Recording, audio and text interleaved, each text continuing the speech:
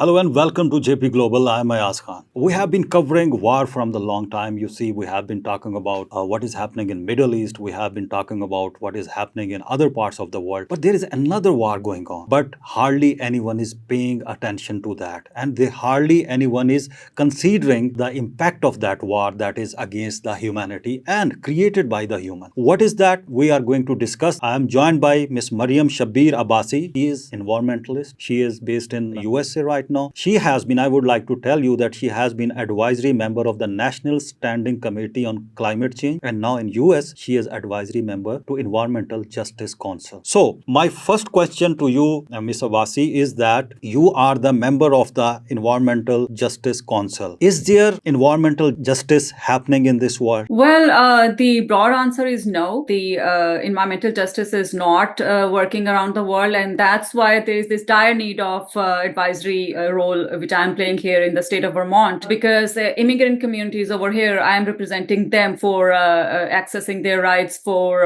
environmental commodities or access to parks or access to clean drinking water, or they should have like good environment to breathe in or live a decent lifestyle when it comes to environment and climate change. So that's why we really need these kind of platforms so that we can push respective governments and respective stakeholders to do something about communities in general, but also globally. But if you look at climate justice at a global lens, unfortunately, global south is a lot vulnerable, and a lot of climate justice is happening now from decades. Global south already like started very late on climate change issues, and they are still not very serious, unfortunately, when it comes to political interest in each of these countries. But I think the relevant stakeholders, relevant experts, media, youngsters, everybody needs to play their role. We cannot just give up just because the world is not doing good for us or not doing enough for us in terms of like climate justice. So we need to keep pushing and keep playing our role in that context. But let's start with very important and very simple question. Mostly people don't even believe in it. When the most powerful country in the world and its most powerful president says that it's all hoax, how do you think that how it is going to impact on the world? I mean, when a president of United States says that there is no climate change, it is all hoax, and he is standing on the United Nations platform, he doesn't even care about the United Nations as well. How do you think that all this, that efforts that is going on in COP30, COP31 that is going to take place in Turkey, how do you think that it is going to bring some results out of it when the major power is not going to consider it? Well, in terms of funding and walking out of Paris Agreement second time under current administration, that does have kind of impact, because the UN institutions doesn't have enough funding now. Even within the US, the funding and research around climate change has been impacted and is pulled back. So US itself is already getting worse impact because of that. Look at the wildfires that's happening. They don't have enough resources now to contain that wildfires happening because of climate change. But recently in some parts of the US, it was because of human error as well. And then you look at the drought index, it's increasing in the US as well, and the water tables in their rivers and in dams, it's reducing significantly. And the science is very, very clear that, the urban flooding, the increasing heat waves, the water stress across the US, the heat waves, everything is like exacerbating. And right after this current administration took over, there was this Texas flooding phenomena which happened, and it was so unfortunate that a lot of girls who were camping over there, they lost their lives. Why? Because the funding was pulled back, and the person who was responsible to communicate the early warning system and the early warning communication, that person was not available at all because he was fired because there was not enough funding.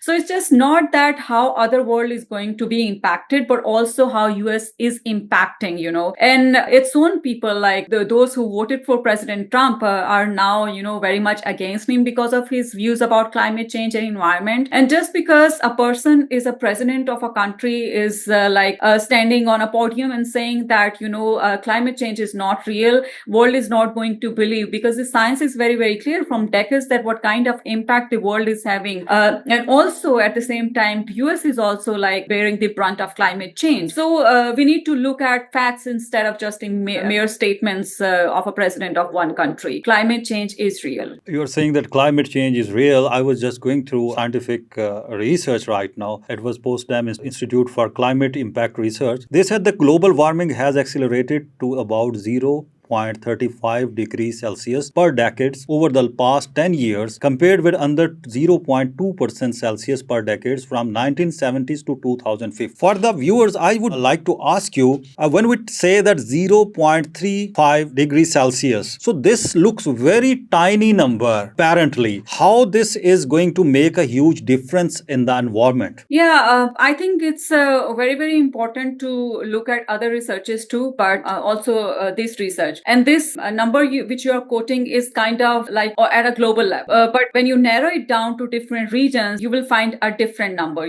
for each country. For example, now scientists are talking about, and if you look at the IPCC report, the Intergovernmental Panel on Climate Change report, where like hundreds of authors contribute to scientific researches, the world is already at threshold. It's already at 1.5 degrees Celsius compared to pre-industrial levels. It's gonna cross. And from past 1 decade, we have seen that the climate change is like quite exacerbating in many parts of the world. There is like sea level rise, there are prolonged and intense heat waves across the world, not just in global south.